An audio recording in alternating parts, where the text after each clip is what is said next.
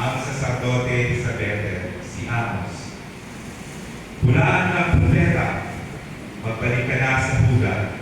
Doon ka maghahanap buhay sa pamamagitan ng iyong paghuhula. Huwag ka nang mamuhula rito sa Bethel. Narito ang pambansang templo at dito sumasamba ang hari. Sumagot si Amos, hindi ako propeta. Hindi ko ito hanap buhay. Ako'y pastol at nag-aalaga rin ng mga punong higos.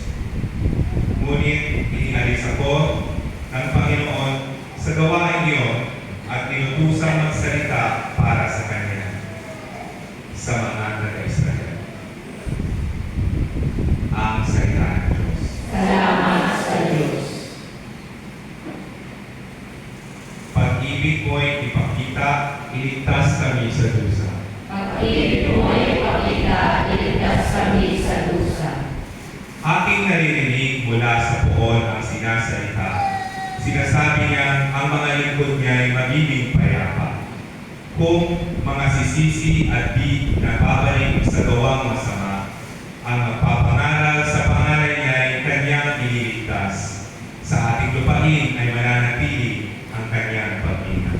Pag-ibig mo ay ipakita, iligtas kami sa dusa. Ang pagkakapatan at pag-iibigay magdadaupalad. Ang kapayapaan at ang kagwiray magsasamang ganap.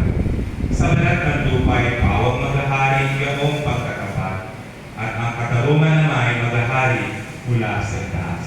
Pag-ibig mo ay ipakita, iligtas kami sa dusa.